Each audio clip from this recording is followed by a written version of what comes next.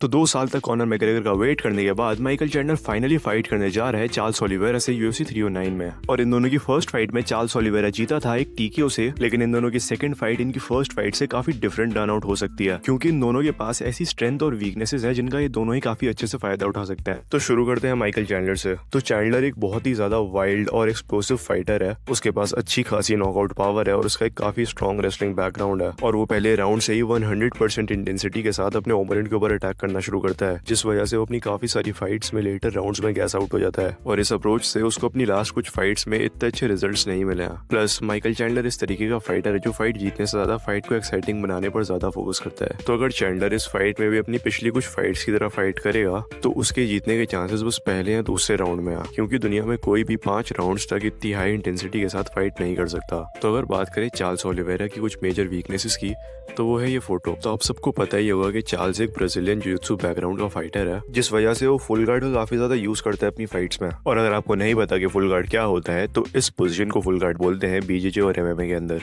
और full guard का use करा जाता है मल्टीपल सबमिशंस लगाने के लिए, जैसे आर्म बार, ट्रायंगल, ओमोप्लाटा एक्सेट्रा। लेकिन क्लोज गार्ड MMA के अंदर BJJ के जितना प्रेफर्ड पोजीशन नहीं है, क्योंकि BJJ के अंदर तुम्हें ऊपर से कोई पंच नहीं मार रहा होगा। बट स्टिल चार्ल्स ओलिवेरा का गार्ड काफी ज्यादा डेंजरस है, यहाँ तक कि इस्लाम माकाचेव भी अवॉइड कर रहा था चार्ल्स के गार्ड में आना। बट स्टिल ये चार्ल्स के लिए काफी रिस्की पोजीशन है, क्योंकि उसकी लास्ट फाइट जो अरमान सरूकियान के अगेंस्ट थी, जिसमें अरमान पूरे राउंड चार्ल्स के गार्ड में बैठा रहा, उसने बीच बीच में थोड़े बहुत पंचेस मारे और वो फाइट जीत गया डिसीजन से। तो इसीलिए मुझे ऐसा लगता है कि चार्ल्स का गार्ड स्ट्राइकर्स के अगेंस्ट काफी अच्छे से वर्क करेगा, लेकिन एक ग्रैपलर के अगेंस्ट इवन दो गार्ड से सबमिशंस के चांसेस थोड़े बहुत हैं, लेकिन इतने ज्यादा नहीं है। और स्पेशली जब तुम्हारे अपोनेंट का बॉडी स्ट्रक्चर माइकल चैंडलर जैसा हो। मैं माइकल चैंडलर जैसे बॉडी स्ट्रक्चर्स को द पैकर बिल्ड बोलता हूँ, मतलब शॉर्ट, मस्कुलर एंड पावरफुल।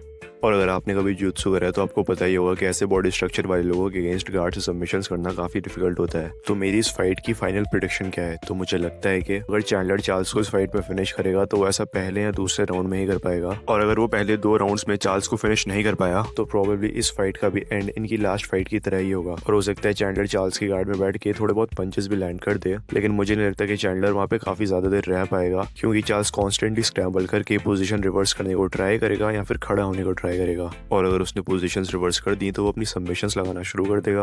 और अगर वो अपनी फीट पर वापस आ गया, स्पेशली लेटर राउंड्स में, तो वो चैंडलर को काफी दिक्कत दे सकता है। तो इस फाइट में किसके जीतने के ज्यादा चांसेस हैं? तो स्टाइलिस्टिकली एक बहुत ही क्लोज फाइट है और माइकल चैंडलर के भी अच्छे खासे चांसेस हैं फाइट जीतने के, लेकिन मैं पिक कर रहा हूँ चार्ल्स ओलिवेरा को to win by around 3 submission. तो लाइक और सब्सक्राइब बटन पे एनाकोंडा चोक लगाओ या आर्म बार, मुझे नहीं पता, क्लिक हो जाना चाहिए। Thank you for watching.